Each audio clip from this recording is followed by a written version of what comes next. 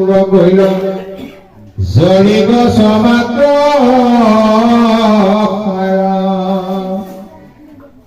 সন্ধ্যা লগা আপুনি খোজকাঢ়ি গৈ আছে, বাটতে ৰছী এডাল কৰি আছে, আন্ধাৰে আন্ধাৰে ৰছীডালত কি বুলি ভাবিব? যেতিয়ালৈকে ওচৰলৈকে বিচাৰ নকৰো তেতিয়ালৈকে ৰছীডাল সাপ হ'ব ১ নম্বৰ, ২ নম্বৰতে সাপ বুলি মনলৈ এটা ভয় ভাৱ, ৩ নম্বৰ সেইটো হ'ল এটা ভ্ৰম। যেতিয়া ওচৰলৈ পালে দেখিছা সাপ নহয় ৰছীহে, মই এনেই ভয় কৰিলো। তেতিয়া সাপটো দূৰ হৈ গ'ল, ৰছী হ'ল, ভ্ৰমটো দূৰ হ'ল, লগতে মনৰ পৰা ভয়টো দূৰ হ'লে নাই। এতিয়া আমাৰ অৱস্থাটো বৰ্তমান সেইটোৱে হৈছে। এতিয়া অৰ্জুনে এইটো বুজাবলৈ গৈছো, তুমি ভালকে বিচাৰ কৰা, বিবেচনা কৰা। ৰছীডালকে তুমি সাপ বুলি ভাবি আছা, সেইকাৰণে ভয় কৰিছা। এতিয়া আমাৰ অৱস্থাটো সেইটো হৈছে, ৰছীডালকে সাপ বুলি ভবাৰ দৰে এই জড় বা মিছা দেহবিলাককে আমি সঁচা বুলি ভাবি আছো। সেইকাৰণে আমাৰ ভয় প্ৰতি মুহূৰ্তে কি হব কি নহব,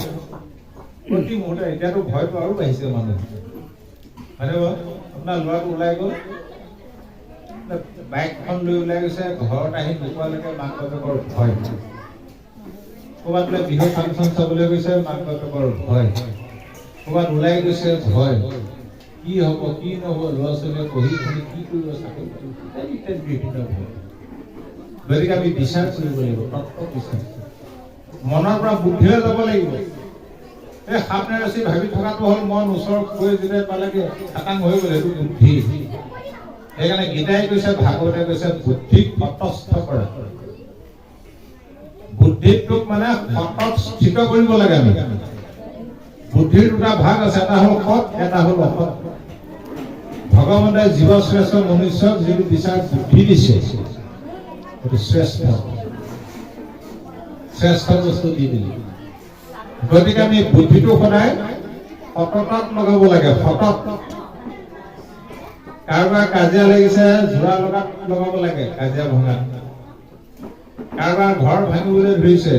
যোৰা পতাত লগাব লাগে। কাৰোবাৰ খেল ফালিবলৈ ধৰিছে, যোৰা লগাত লগাব লাগে, সতত লগাব লাগে, তেতিয়া গণ্ডগোল নাথাকে।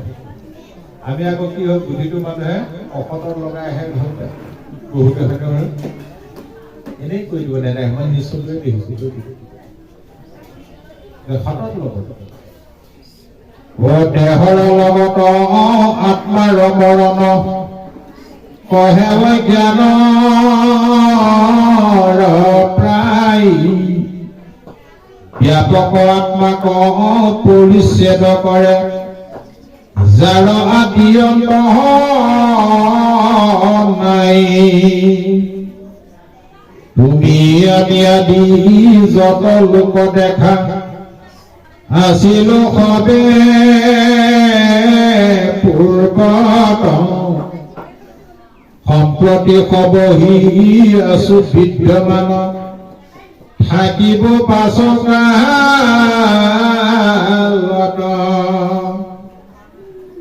গতিকে দেহৰ লগত আত্মাৰ যিটো মৃত্যু বুলি কয়, এইটো অজ্ঞানৰ ভিতৰ বুলি কৈছে। অজ্ঞানত থকা সকলে কয় মৰাৰ পিছত কিটো আছে, গতিকে ভালকে ভোগ কৰিলো আৰু এতিয়া মৰাৰ পিছত পাপ কৰিলেও নাই, হয় নকয়? গতিকে ব্যাপক আত্মাক পৰিচ্ছেদ কৰে, যাৰো আদি অন্ত নাই। ব্যাপক যিটো সৰ্বব্যাপ্ত আত্মা, আকৌ পৰিচ্ছেদ কৰে, যাৰ আদিও নাই অন্তও নাই। গতিকে হে সখী, তুমি আমি আদি কৰি যত লোক দেখিছা, সকলোবোৰ আমি পূৰ্বতো আছিলো, এতিয়াও আছো, কিন্তু ভৱিষ্যতেও থাকিম। কিন্তু আমি মায়াৰ কবলত পৰি যোৱাৰ কাৰণে আমি পাহৰি থাকো। আগৰ জন্মৰ কথা মনত আছে জানো? কি আছিল? যিহেতু ঈশ্বৰক মায়াই বান্ধিব নোৱাৰে,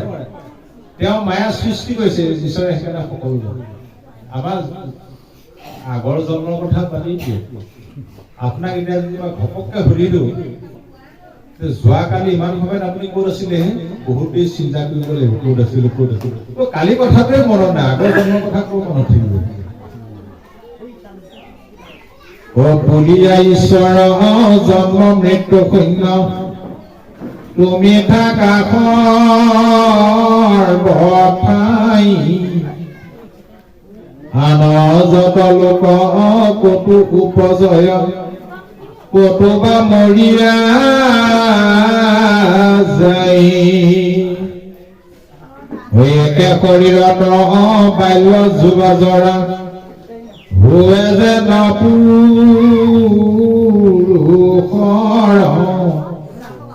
দেহ এৰি জীৱে আন দেহে জন্মে মৃত্যু সেই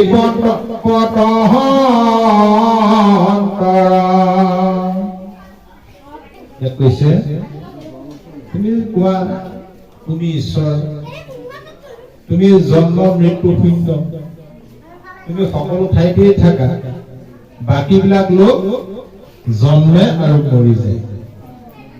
ইয়াত কৈছে একে শৰীৰত বাল্য যুৱা জৰা হৈ যেন পুৰুষৰ একেটা দেহতে মানুহৰ কি হয় প্ৰথম বাল্যকাল তাৰপিছত যুৱাকাল মানে ডেকা কাল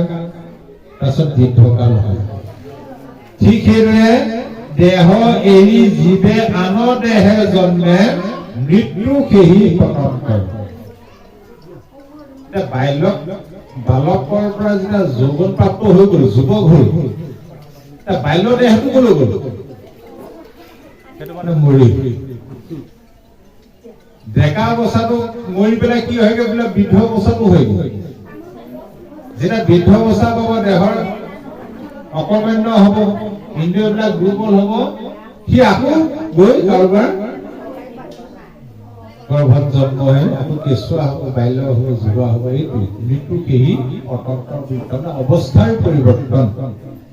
যিটো অৱস্থাৰ পৰিৱৰ্তন তাকে মৃত্যু বুলি কৈছে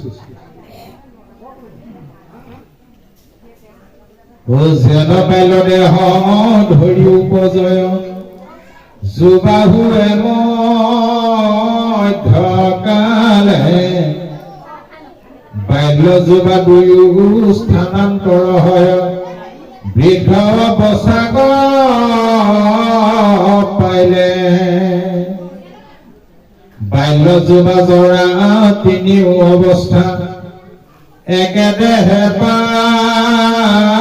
পাৱেলোক বাল্য গুচি যেবে যুৱাক পাৱয় তাত কোনো নাহি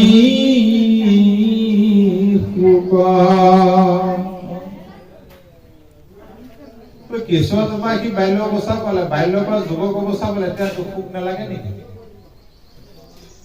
আকৌ যুৱকৰ পৰা দুখ লাগে তেতিয়া দুখ লাগে জানো হয়নে বৃদ্ধ অৱস্থাৰ পৰা আকৌ কাৰোবাৰ কেঁচুৱা হবলৈ গৈছে এইটো আকৌ কুকুৰ বুলি কিটো কথা আছে এতিয়া পঞ্চৱতী দেহটো হ'ল আত্মাই পিন্ধি থকা এযোৰ পোচাক এই পোচাকযোৰ যেতিয়ালৈকে থাকিব সেই আত্মাটো আত্মা বুলি নকয় কি বুলি কয় জীৱ বুলি কয় যে দেহটো এৰি দিব সি সেইকাৰণে কয় প্ৰেতাত্মা বুলি কয় নে প্ৰেত জীৱ বুলি কয় মৃত্যুৰ পিছত প্ৰেতাত্মা বুলি কেলে কয় এই আত্মাই দেহ ললে জীৱ ৰূপটো পায় গতিকে এই দেহটো যেতিয়া কান্দে যেনে আমাৰ কাপোৰযোৰ যেতিয়া একেযোৰ কাপোৰকে জীৱনটো পিন্ধে জানো নষ্ট হলে আকৌ নতুন কাপোৰ চিলোৱা নিচিনা এই মৃত্যু সেই পতন্তৰ বুলি কৈছে হিৰাম যেবে বোলা তাত আশয় সাক্ষাৎ শিশু গুচিজু বা ভৈলো বাল্য যুৱা গুচি হেৰা বৃদ্ধ ভৈলা সাক্ষাতে প্ৰমাণ কৰিলো যদি বোলা আৰু এই দেহ নষ্টে ইও জীৱন যায় আন দেহ ধৰি পুনৰ বাৰ আশীৰ হীন জীৱ উপজয়া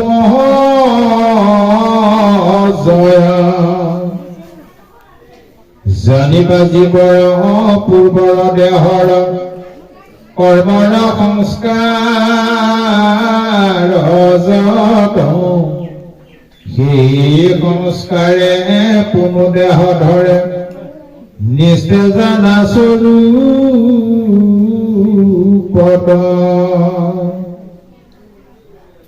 যেন শৰীৰৰ সৰ্পে কল্পৰে জীৱাৰ সীমত পুন পূৰ্ব সংস্কাৰে সেই জীৱনোহে স্তনক পিয়াৱে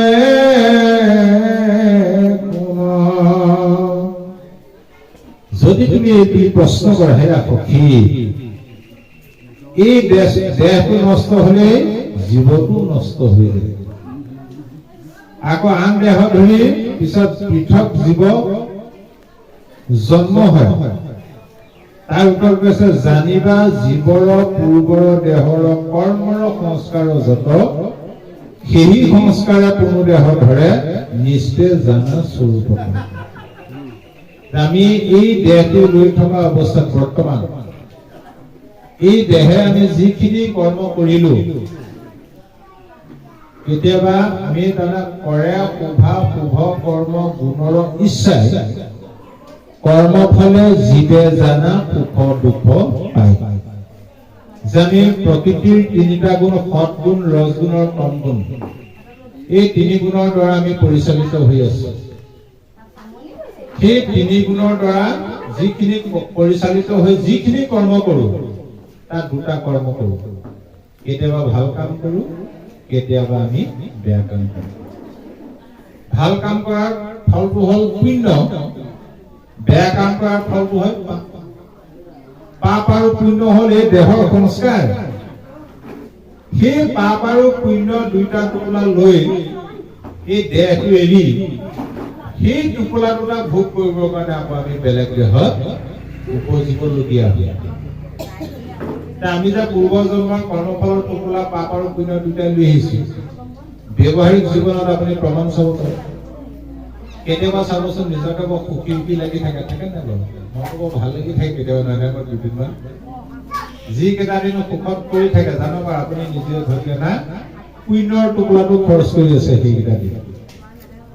আৰু টোপোলা খৰচ কৰিলে কমিবই সুখ ভোগ কৰিলে পুণ্য ক্ষয় হয়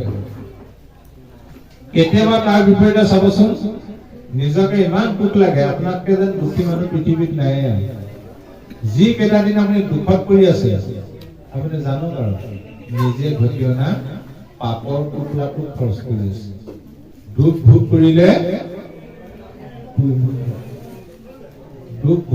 পাপ ক্ষয় হয় সুখ ভোগ কৰিলে পুণ্য ক্ষয় হয় গতিকে সুখ আৰু দুখ যেনেদৰে কৈছে যেনেদৰে সাপে মুখ সলায় যেন শৰীৰৰ সৰ্পে কল্পৰে জীৱৰ সীমত কোনো সাপে যেনেদৰে মুখ সলায় ঠিক আমিও তেনেকে এই দেহ এৰি আকৌ বেলেগ দেহলে এই দেহত যিখিনি সঞ্চয় কৰিলো সেই ফলটো আমি বেলেগ দেহলে কঢ়িয়াই নিব লগা যেবে বোলা পাইল জোবা জৰা ভৈলে তিনি কাল স্মৰে মনে যেবে পূৰ্ব দেহ সংস্কাৰ মোহয় উৎপত্তি প্ৰলয় কেনে মন ইন্দ্ৰিয় প্ৰাণ সমস্তে থাকয় অৱস্থা হেতুৰে যাই আকৌ কেহিমতে শৰীৰখন শৰীৰকে নষ্ট আত্মাৰ বিনাশ নাই আমাৰ এই দেহটোহে বিনাশ মন ইন্দ্ৰিয় প্ৰাণ এই তিনিটা বিনাশ নহয় মনে কি কৰে ইন্দ্ৰিয় মানে ইন্দ্ৰিয়ৰ যিবিলাক প্ৰবৃত্তি ইন্দ্ৰিয়ৰ প্ৰবৃত্তিবিলাক মনে বহন কৰে সি প্ৰাণবায়ুৰ সৈতে গুচি যায় ওলাই আকৌ এই জনমত আমাৰ যিটো মন আছিলে মনৰ যিটো ভাৱনা আছিলে সেই ভাৱনাখিনি লৈ যেতিয়া দেহটো এৰিলো সেই ভাৱৰ অনুকূলে আকৌ দেহ এটা ল'বগৈ লাগিব এতিয়া আপুনি চাবচোন বাৰু হাঁহ বা মুৰ্গীজনীৰ উমনি দি আছে সেই মুৰ্গী ডিমৰ লগত আপুনি হাঁহৰ ডিমো একেলগ কৰি পেলাইছোন কণী ফুলি পোৱালি জগিব কোনেও শিকাব নালাগে মুৰ্গীৰ পোৱালি জগি সি গোবৰ খুচৰি পেলাই দৌৰ মাৰে হাঁহ পোৱালি জগি আকৌ পানী বিচাৰি দৌৰ মাৰে কোনোবাই শিকাই দিয়ে নেকি সেইটো লৈ আহিছে পূৰ্বজন্মৰ তাৰমানে ধৰি লওক মোবাইলৰ হেণ্ডছেট আপুনি গৈ আছে কিবা চৌকত আপোনাৰ মোবাইলটো ভাগি থাকিল কিন্তু তাৰ চিমটো থাকি যাব সেই চিম কাৰ্ডটো নি পেলাই বেলেগ এটা হেণ্ডছেটত ভৰাই দিয়কচোন বাৰু এইটো হেণ্ডছেটত থাকোঁতে যিমান টকা জমা আছিলে এইটো হেণ্ডছেটত পাব নাপাব এই চিম কাৰ্ডটো হ'ল আত্মাটো হ'ল হেণ্ডছেটটো হ'ল পঞ্চভৌতিক দেহটো বুজি পাইছেনে এতিয়া এই দেহত যিখিনি কৰ্ম কৰিম সেই মন ইন্দ্ৰিয় প্ৰাণ ইয়াকো ইটো দেহলৈ বহন কৰি লৈ জীৱন মৰণ কহে যিটো জন সবে মিছাম ভাগ কৰ্মৰ সংস্কাৰে আন দেহত লৱে পূৰ্ব দেহ কৰে ত্যাগ হে ৰাম গোবিন্দ যে কয় বিষম বিষয় মনে চিন্তা ঘনে ঘন যেন বিশ্বনাৰী স্বামী থাকতে কৰ পুৰুষত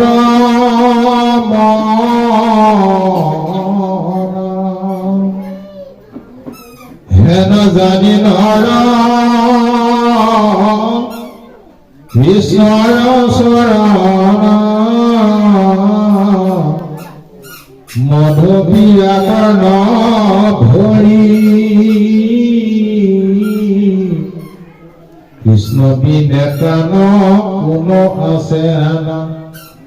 ডাকি বোলা হৰি হৰি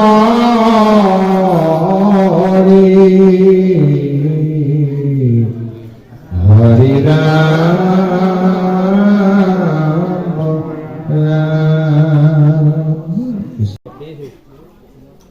আচলতে সি কৌৰৱবিলাক আমি ব্যৱহাৰিক জীৱনত আমাৰ দেহত থকা কৌৰৱবিলাক বাহিনীকে আমি নাশ কৰিব লাগে গীতা পঢ়ক ভাগৱত পঢ়ক যি শাস্ত্ৰই পঢ়ক সকলো শাস্ত্ৰৰ মূল এটাই মাত্ৰ জীৱৰ শত্ৰু স্বৰূপ চঞ্চল মনটো আমি কেনেদৰে নিয়ম কৰিব লাগে এতিয়া মানে যম নিয়ম আসন প্ৰাণায়াম নকৰে জানো এইবিলাকৰ লক্ষ্য উদ্দেশ্য কি চঞ্চল মনক নিয়ম কৰা আকৌ সেই কৰ্মবিলাক দিছিলে উদ্দেশ্যটো আছিলে চঞ্চল মনক নিয়ম কৰা কিন্তু গীতা ভাগৱতে কি কৈছে চঞ্চল মনটো নিয়ম কৰিবলৈ হলে আমি আজিৰ দৰে ভকতৰ সংগলৈ যাবই লাগিব কপিল প্ৰভুৱে মাকক কৈছিলে হে মাতি মন শুদ্ধি আদি কৰি যতেক আশ্ৰয় সৎসংগ সবাৰো মূল জানিবা নিশ্চয় ইয়াৰ পিছৰ অধ্যায়ত ওলাবগৈ মই পিছৰ অধ্যায়লৈ নাযাওঁগে আগতীয়াকৈ কথাখিনি কৈ দিওঁ অধ্যায় কৰিলে বহুত দীঘলীয়া হৈ যাব এতিয়া কৃষ্ণদেৱে অৰ্জুনক কৈছিলে হে সখী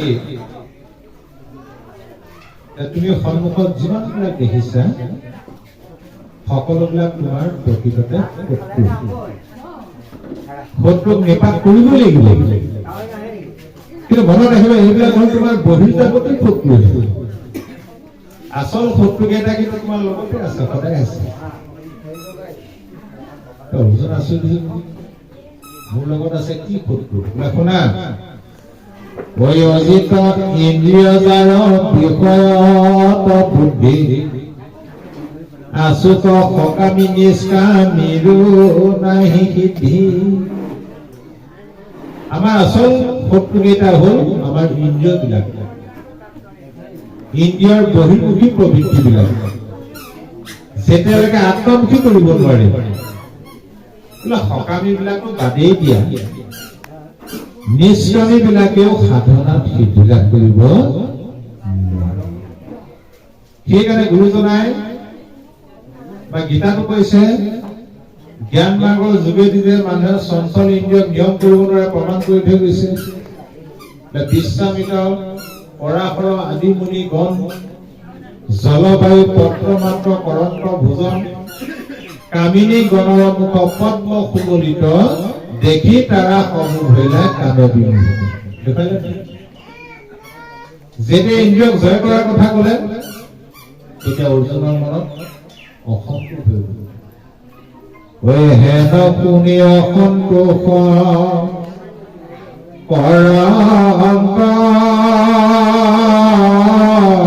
অৰ্জুন ইন্দ্ৰিয়ক বৈশ্য কৰি বাক পাৰে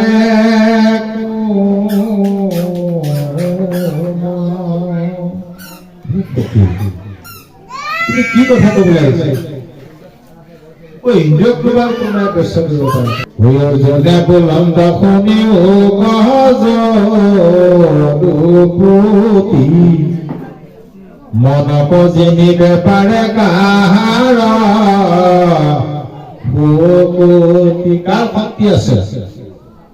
মনত জয় কৰিব। কৃষ্ণই বোলে সখী তুমি নকৰিবা ভয়, অভ্যাস হলে ইন্দ্ৰিয় বৈশ্য আপুনি হয়, তুমি ভয় নকৰিবা, অভ্যাস কৰা। অভ্যাস কৰোঁতে কৰোঁতে কৰোঁতে কৰোঁতে কৰোঁতে কি হব? ইন্দ্ৰিয়ৰ বহিৰ্মুখী প্ৰবৃত্তি বিলাক আত্মমুখী হৈ গুচি যায়। অভ্যাস কেনেকে কৰিবা এতিয়া? জ্ঞান কৰ্মৰ কথা কলে, প্ৰথম কৰ্মৰ কথা কলে তপ জপ জাক জগ পূজা পাতল কৰে, কিন্তু এইবিলাক কঠিন। কৰ্ম কথা কৈ গলে এটা কথা মনত ৰাখিবা, কৰ্মফল কিন্তু মুখ্য সুখে আছে, স্বৰ্গ সুখ নহয়। আকৌ এইটো লক্ষ্য কৰিবা। অৰ্জুনক ধৰিলেও ভুল তুমি কি কৈছে? কৰ্মফল যদি স্বৰ্গ সুখ নহয় তেন্তে তপ জপ জাক জগ পূজা পাতল কৰিলে স্বৰ্গৰ প্ৰাপ্তি হয়। বেদে কিয় কলে? স্বৰ্গলৈ যোৱাৰ পথটো কেলে দেখালে? পাৰ্থে বোলে স্বৰ্গ যদি মহাফল নোহে যজ্ঞ ব্ৰত ধৰ্ম বেদে কি কাৰণে কহে। এইবিলাক ধৰ্ম কৰিবলৈ কিয় কলে? কৃষ্ণে বোলে বেদে কত লোক প্ৰলোভাৱে শিশু কগুৰ দিবু বুলি ঔষধ দিয়ে স্বৰূপে ঔষধি টিকা গোৰা বুলি কয় কৰ্মৰ শেষে ফল স্বৰ্গ কোনো নোহে। এই মানুহ বিলাক বোলে বৰ লুব্ধমতী, মানে লোভীয়া। বেদে প্ৰথম অৱস্থাত কি কৰিলে? মানুহক ঈশ্বৰমুখী কৰাবৰ কাৰণে বেদে কিছুমান টোপ দিলে, আমুকটো কৰা তামুকটো ফল পাবা, তামুকটো কৰা তামুকটো ফল পাবা। যেনেদৰে আপোনাৰ সৰু ল'ৰাটো অসুখ ডাক্তৰৰ ওচৰলৈ লৈ ডাক্তৰে চাই চিতি ঔষধ বটল দি পঠালে। ল'ৰা ছোৱালীক ঔষধ খোৱাৰ আগতে মাকে আছিলে খাই চাই নাছিলে মিঠা নে তিতা। মাকে চেলিকি চালে, একেবাৰে অকণা তিতা, খাব কেনেকে? বোলে উপায় লৰালৈকে আকৌ দামী দামী মিঠাই কেইটামান লৈ নগব ঔষধটো খাবলৈ নিদিব প্ৰথমতে মিঠাই এখন খাবলৈ দিয়ক মিঠাই এখন খাই বৰ ভাল পালে না আৰু বিচাৰিব তেতিয়া মাকে লাহেকে ঔষধৰ চামুচখন ধৰি ডুবাই উলিয়াই তোৰ কাৰণেকে গোটেইকেইটা দিন তোকে খাব লাগিব তই কিন্তু ঔষধ চামুচ খাব লাগিব তেতিয়াহে দিয়ে তেতিয়া সি মিঠাই খোৱাৰ লোভতে যিমান তিতা হ'লেও ঔষধ খাব নাখায় ও বহিমুখ মনুষ্যক নানা ফল দেখাই আনি কৰ্মতে ৰতি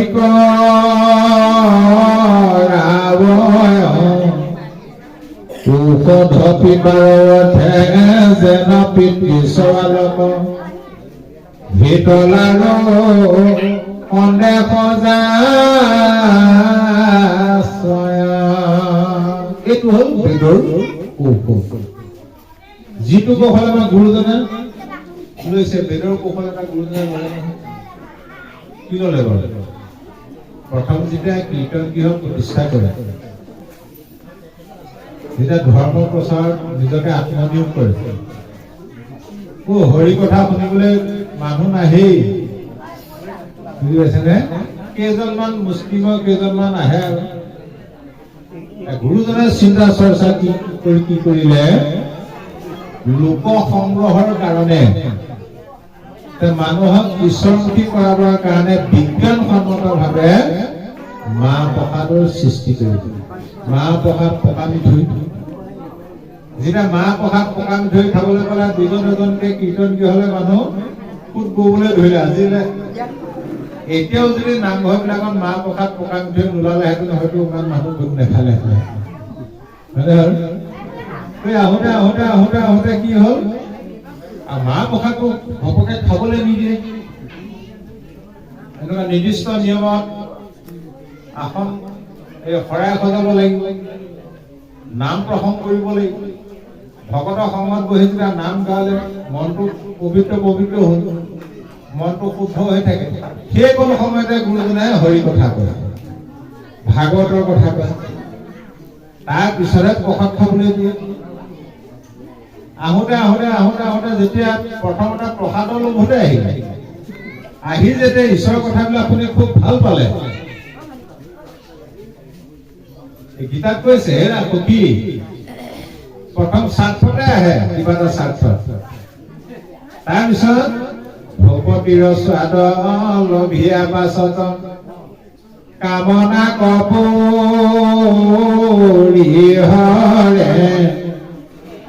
ভগৱতীক মাত্ৰ বাঞ্চিয়া মনত নিষ্কামে ভগৱতী কৰে ভক্তিৰ ৰসটো পাই গ'ল সোৱাদটো পাই গ'ল আগৰ সেই কামনাবিলাক নাথাকে লাহে লাহে লাহে লাহে কৰিব তাৰপিছত গৈ গৈ গৈ গৈ এতিয়া মাহ প্ৰসাদৰ প্ৰতি লোভ নাই দিয়ে সেউকে গোটাইছে খাইছে তাৰ প্ৰতি লোভটো ভকতৰ নাই যে সেইটোহে খাবলৈ যাওঁ সেইটো লোভ অকল সোৱাদটো কি ভকতৰ বিষয়ত নাহি ভকতি কৃষ্ণ কথা শুনিবা সদা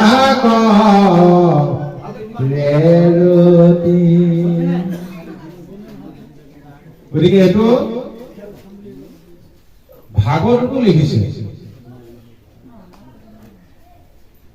যে জীৱত গহন কৰ্ম শুনা পৰিচ্ছেদ প্ৰৱৰ্তান্ত অজ্ঞানিক অকাম কৰ্ম প্ৰথম অৱস্থা তাৰপিছত গৈ গৈ গৈ গৈ যেতিয়া হ'ল আৰু মানুহ তাৰমানে এটা সময়ত মানুহে জীৱশ্ৰেষ্ঠ হলে কি হ'ব উশৃংখল জীৱন যাপন কৰিছিলে ইটাৰ পানীতকৈও নিজ জীৱন কটাইছিলে খাব নাজানে পিন্ধিব নাজানে শুব নাজানে নিজৰ খাদ্যটোৱে নাজানে মানুহে জানে জানো এতিয়াও মানুহে এই বিজ্ঞানৰ যুগতো কি খাব লাগে মানুহে নাজানে এতিয়া কিছুমান আমি টিভিত দেখো মোবাইলত দেখো মানুহে নোখোৱা খাদ্যই নাই আছে নহয় এই চাইনিজ বিলাকক চাবচোন পঁইতাচ খায় আগৰ চলি আহিছে মানুহে মানে তেতিয়া কি খাব লাগে নাজানে নহয় কিন্তু হাতীটোৱে কোনোদিন হৰিণা মাংস খাই পোৱা নাই পাইছে জানো তেতিয়াৰ পৰা বা কি হয় ঘাঁহ খাই পোৱা নাই নিজৰ নিজৰ খাদ্য সকলোৱে খাব জানে মানুহে নিজৰ খাদ্যও খায় বেলেগৰ খাদ্যও খায়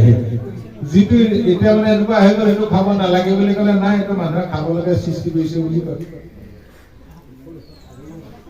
গতিকে তেওঁলোকৰ ঈশ্বৰমুখী কৰাবৰ কাৰণে কিছুমান কঠোৰ নীতি নিয়ম বান্ধি দিছিল আমুকটো কৰা তামুকটো ফল পাবা কিন্তু এই নীতি নিয়মলৈ আহিব লাগিব আহি আহি আহি আহি যেতিয়া গা ধোৱাৰ পৰা আৰম্ভ কৰি মানুহবিলাক যেতিয়া নীতি নিয়মলৈ আহিব পিছত বেদে কৈছে হেৰা ও পাছে বেদে বোলে এৰা হি হব কামনা নিষ্কামে কৰিও এক কৃষ্ণ হেৰা আগতে কোৱা সেই কামনা বাসনাবিলাক বাদ দিয়া সকাম কৰ্মবিলাক বাদ দিয়া কি কৰা নিষ্কাম কৰ্ম কৰা কিয়নো এই ৰাম সেই কৰ্মে মিলাই বিষ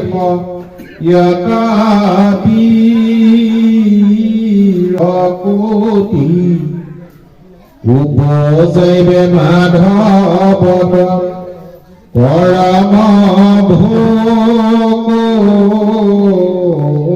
ভূতি কিন্তু নিষ্কাম কৰ্মৰ ফলেহে বিষয়ৰ প্ৰতি প্ৰিয় বুলি ভাবে তেতিয়াহে মাধৱৰ পৰম ভক্তি হ'ব পিছত ক'লেগে পিছত কোৱা কথাটো মানুহে ইমান গুৰুত্ব নিদিয়ে গতিকে কৰ্মৰ কথা কৈ ক'লেগে সকাম কৰ্ম ত্যাগ কৰি নিষ্কাম কৰ্ম তাৰপিছত জ্ঞানৰ কথা ক'লে নিৰ্জন স্থানলৈ গুচি যোৱা গছৰ তলত বহি যিজোপা গছৰ তলত বহি ধ্যান কৰিবা সেইজোপা গছৰ পৰা নিজে নিজে সৰুৰ পৰা পকা পাত খাব লাগিব নাসিকাৰ অগ্ৰত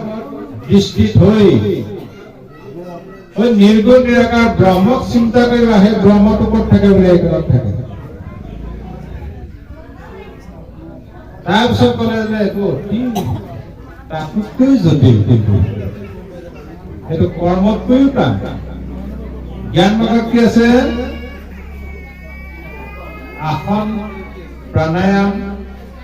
ধ্যান ধাৰণা প্ৰত্যাহাৰ সমাধি আছে গতিকে জটিল তুমি নোৱাৰিবা পিছত ভক্তি যুগৰ কথা ক'লে কৃষ্ণ অৰ্জুনে ক'লে হে ৰাঘৱে তোমাক মই জ্ঞান মাৰ্গৰ বিষয়ে ক'লো কৰ্ম মাৰ্গৰ বিষয়ে ক'লো ভক্তি মাৰ্গৰ বিষয়ে ক'লো এই তিনিটা মাৰ্গৰ ভিতৰত ভক্তি মাৰ্গটো হ'ল শ্ৰেষ্ঠ আৰু ই হ'ল সহজ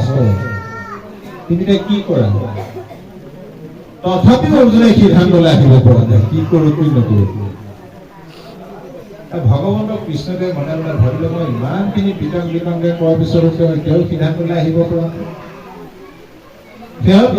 অৰ্জুনক ক'লে হেৰা সখী তুমি এটা কাম কৰা নে কি কৰিব একোৱে কৰিব নালাগে তুমি মাত্ৰ তোমাৰ সেই খেলি মেলি লাগি থকা মনটো মোৰ ওচৰত অৰ্পণ কৰি দিয়ে সেইটোৱে মতে মাত্ৰ সদা দিয়া মন মোৰ ভক্ত হোৱা সৰ্বক্ষণ মোকে পূজা মাত্ৰ মোকে নমস্কাৰ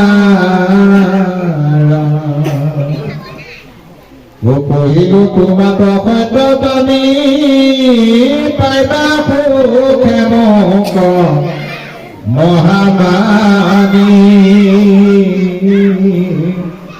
তুমি প্ৰিয়তম সুহৃদ সখীয়া তোমাৰ মনটো তুমি মোৰ চৰণত অৰ্পণ কৰি দিয়া মোক দিয়া তুমি মোৰ ভক্ত হোৱা মোক পূজা কৰা মোক নমস্কাৰ কৰা তোমাক মই সত্য কৰি কৈছো তুমি মোৰ সুহৃদ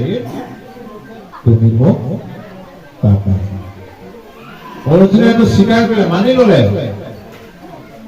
আকৌ মনে মনে ভাবি আছিলে মনটো কেনেকে দিলে কি হ'ব সেইটো এটা কথা নহ'ল অন্তৰ্জনী কৃষ্ণই দেৱে তেতিয়া বুজি পেলাই সিদ্ধান্তলৈ আহিল মনটো দিয়াৰ কথা ভাবিছে তেতিয়া কৃষ্ণই অৰ্জুনক ক'লে হে সখী ইমান সময়ত তুমি মোক যিমানবিলাক প্ৰশ্ন সুধিলা সকলো প্ৰশ্নৰ উত্তৰ মই দিলো কিন্তু মনত ৰাখিবা ইমান সময়ত তোমাক কোৱা কথাবিলাক তোমাৰ প্ৰশ্নৰ উত্তৰহে আছিল মোৰ কিন্তু এটাও সিদ্ধান্ত নাছিল এতিয়া মই তোমাক মোৰ আচল সিদ্ধান্তৰ বিষয়ে কওঁ শুনা এইটো গীতাৰ সিদ্ধান্ত সৰ্বধৰ্মান পৰিত্যাজ্য মামেকং শৰণং ব্ৰজঃ অহং সৰ্ব পাপেভ্যো মুক্তৈঃ শৰণ ও সৰ্বধৰ্ম এৰি এক শৰণ সাক্ষাৎ সুধি বিশ্বাসে সখী লয়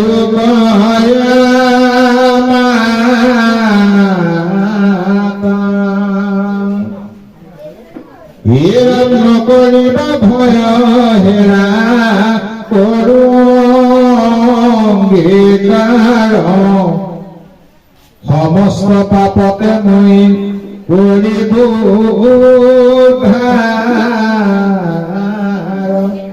সমস্ত ধৰ্ম কৰ্ম ত্যাগ কৰি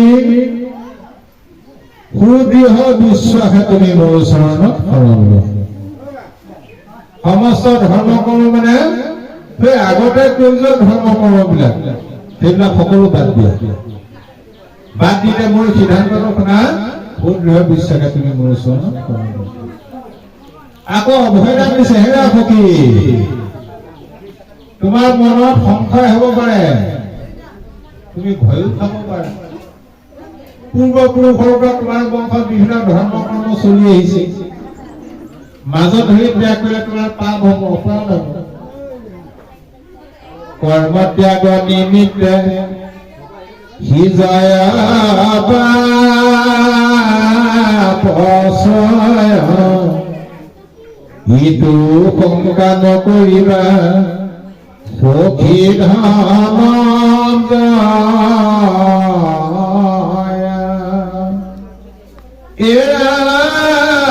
যিহেতু মোৰ তুমি লৈলা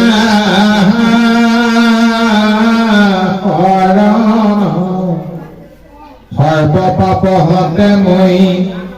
কৰিব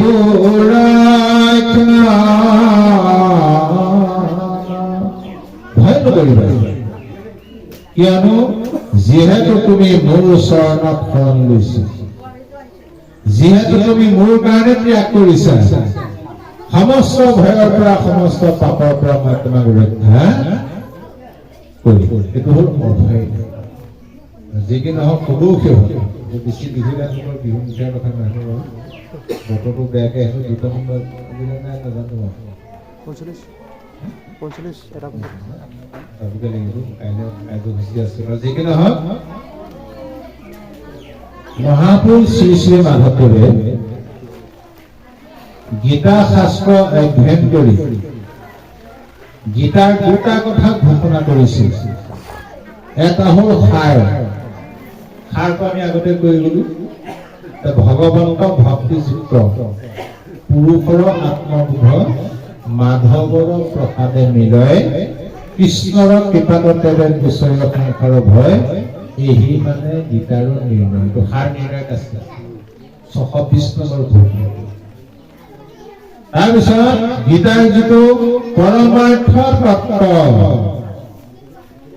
গীতাৰ পৰমাৰ্থ তত্ত্ব এজনা ঘোষাৰ যোগেদি আমাক ঘোষণা কৰি থৈ গৈছে তাৰ ওপৰত আৰু তত্ত্ব নাই গীতাৰ পৰমাৰ্থ তত্ত্ব কি ও কৃষ্ণ নিগদতি সতকাসী ও পৰমাৰ্থ তত্ত্ব লৈবাসী সুদৃঢ় বিশ্বাসে শৰণ লৈও আমাক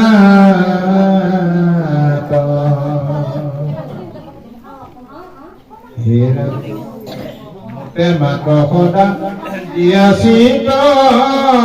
গায় মোৰ গুণ